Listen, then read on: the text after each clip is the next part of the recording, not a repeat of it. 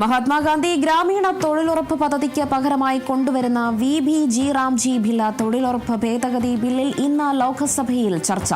ലോക്സഭയിൽ ബില്ല് പാസാക്കാനാണ് നീക്കം. അതേസമയം പാർലമെന്റിനകത്തും പുറത്തും പ്രതിഷേധം ശക്തമാക്കാനാണ് പ്രതിപക്ഷ തീരുമാനം. കോൺഗ്രസ് ഇന്ന് രാജ്യവ്യാപകമായി മഹാത്മാഗാന്ധിയുടെ ചിത്രങ്ങളുമായി പ്രതിഷേധത്തിന് ആഹ്വാനം നൽകിയിട്ടുണ്ട്. വിവരങ്ങളുമായി ആന്റണി ജിസ് ജോർജ് ആണ് ചേരുന്നത്. ആന്റണി, എന്തായാലും മഹാത്മാഗാന്ധി ഗ്രാമീണ തൊഴിലുറപ്പ് പദ്ധതിക്ക് പകരമായി കൊണ്ടുവരുന്ന VBG റാംജി ബില്ല് തൊഴിലുറപ്പ് ഭേദഗതി ബില്ലിൽ ഇന്നും ലോക്സഭയിൽ ചർച്ചയാണ്. ഇന്നലെ തന്നെ പ്രതിപക്ഷം ശക്തമായ രീതിയിൽ തന്നെ പ്രതിഷേധം സഭയ്ക്കുള്ളിൽ ഉന്നയിച്ചിട്ടുണ്ട്. ഇന്ന് സഭയ്ക്ക് അകത്തും പുറത്തും ഗാന്ധിജിയുടെ ചിത്രങ്ങൾ ഏന്തിയാണ് ഈ പ്രതിഷേധം നടത്താൻ പോകുന്നത് എന്നുകൂടി വ്യക്തമാകുന്നു.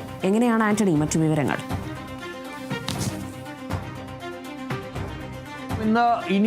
ഇന്നലെ ഈ ബില്ല് അവതരിപ്പിച്ച ആ ഘട്ടം മുതൽ, അല്ലെങ്കിൽ ബില്ല് ഇങ്ങനെ കൊണ്ടുവരാൻ നീക്കം നടക്കുന്നു, മഹാത്മാഗാന്ധിയുടെ പേര് ഗ്രാമീണ തൊഴിലുറപ്പ് പദ്ധതിയിൽ നിന്ന് കേന്ദ്ര സർക്കാർ വെട്ടുന്നു എന്നുള്ള ആ ഒരു തീരുമാനം വന്നതിന് പിന്നാലെ തന്നെ വലിയ പ്രതിഷേധം പ്രതിപക്ഷം ഉയർത്തിയിരുന്നു. ഇന്നലെ പാർലമെന്റ് സമ്മേളനം തുടങ്ങുന്നതിന് മുൻപ് തന്നെ ഇടത് MP-മാർ, അതുപോലെ തന്നെ മറ്റ് ഇന്ത്യ സഖ്യത്തിന്റെ MP-മാരൊക്കെ വലിയ രീതിയിലുള്ള പ്രതിഷേധം പാർലമെന്റിന് പുറത്ത് നടത്തിയിരുന്നു. തുടർന്നാണ് ഈ ഗ്രാമവികസന വകുപ്പ് മന്ത്രി ശിവരാജ് സിംഗ് ചൗഹാൻ ഈ ബില്ല് പാർലമെന്റിൽ അവതരിപ്പിച്ചത്. VBG റാംജി എന്ന പുതിയ ബില്ല്, മഹാത്മാഗാന്ധിയുടെ പേര് വെട്ടി പകരം VBG റാംജി എന്ന പേരിലാണ് പുതിയ തൊഴിലുറപ്പ് ഭേദഗതി ബില്ല് വരുന്നത്. ഏതായാലും അത് ഇന്നലെ ബില്ല് അവതരിപ്പിച്ച ഘട്ടത്തിൽ തന്നെ വലിയ പ്രതിഷേധം പാർലമെന്റിനകത്ത് ഉയർത്തിയിരുന്നു.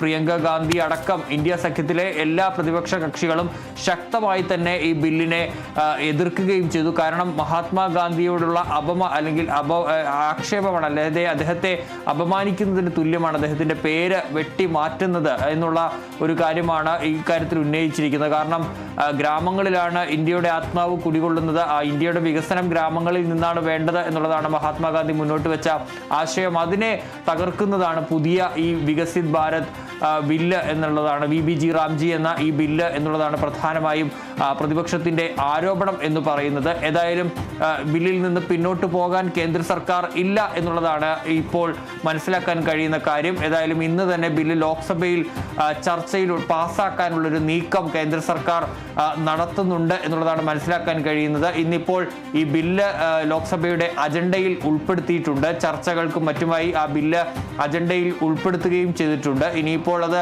സ്റ്റാൻഡിംഗ് കമ്മിറ്റിക്ക് വിടുമോ എന്നുള്ള കാര്യത്തിൽ വ്യക്തതയില്ല. ഏതായാലും ബില്ല് പാസ്സാക്കാനുള്ളൊരു നീക്കം ഇപ്പോൾ കേന്ദ്ര സർക്കാർ തുടങ്ങിയിട്ടുണ്ട്.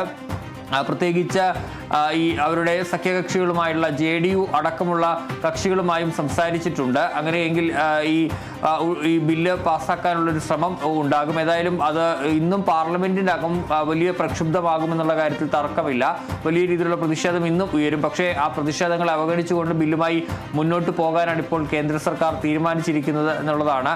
ഏതായാലും ഇന്ന് പാർലമെന്റിനകത്തും പുറത്തും പ്രതിപക്ഷത്തിന്റെ വലിയ രീതിയിലുള്ള പ്രതിഷേധം ഉണ്ടാകും. ഇന്നിപ്പോൾ കോൺഗ്രസ് രാജ്യവ്യാപകമായി പ്രതിഷേധത്തിന് ആഹ്വാനം ചെയ്തിട്ടുണ്ട്. ജില്ലാ കേന്ദ്രങ്ങളിലടക്കം മഹാത്മാഗാന്ധിജിയുടെ ചിത്രം വെച്ചുകൊണ്ടുള്ള പ്രതിഷേധങ്ങൾക്കാണ് ആഹ്വാനം ചെയ്തിരിക്കുന്നത്. രാജ്യവ്യാപകമായി തന്നെ ആ പ്രതിഷേധം നടക്കുകയും ചെയ്യും. ഏതായാലും കേരളമടക്കം ഈ ബില്ലിനെതിരെ ശക്തമായ വിമർശനം ഉന്നയിക്കുന്നുണ്ട്. അതായത് ഇതിലെ മഹാത്മാഗാന്ധിയുടെ പേര് വെട്ടുന്നതിനൊപ്പം തന്നെ മറ്റൊന്നുള്ളത്, ഈ പുതിയ ഭേദഗതി എന്ന് പറയുന്നത് ഈ തൊഴിലുറപ്പ് പദ്ധതിയിൽ കൂടുതൽ ബാധ്യത സംസ്ഥാന സർക്കാരുകൾക്ക് ഉണ്ടാക്കുന്നത് ആണ് എന്നുള്ളതാണ്. അതായത് ഈ നേരത്തെ ഉള്ളതിൽ നിന്ന് വ്യത്യസ്തമായി 40% ഈ തൊഴിലുറപ്പ് പദ്ധതിയുടെ വിഹിതത്തിൽ 40% സംസ്ഥാന സർക്കാരുകൾ വഹിക്കണം. അത് സംസ്ഥാന സർക്കാരുകളെ സംബന്ധിച്ച് വലിയ ഒരു ബാധ്യത ഉണ്ടാക്കുന്ന ഒരു കാര്യമാണ്.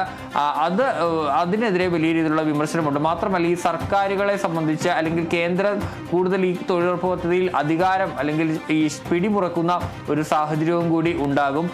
പ്രത്യേകിച്ച് പൂർണ്ണമായുമുള്ള കൺട്രോൾ കേന്ദ്ര സർക്കാരിലേക്ക് പോകുന്ന ഒരു സാഹചര്യവും കൂടി ഈ പുതിയ ബില്ലിലുണ്ട്. ഏതായാലും പാർലമെന്റിൽ ഇന്നും പ്രതിപക്ഷം പ്രതിഷേധം ശക്തമാകും. പക്ഷേ ആ പ്രതിഷേധത്തിനപ്പുറത്തേക്ക് ബില്ല് പാസ്സാക്കാനുള്ള നീക്കത്തിൽ തന്നെയാണ് ഇപ്പോൾ കേന്ദ്ര സർക്കാർ ഉള്ളത്. ശരി ആന്റണി, വ്യക്തമായി.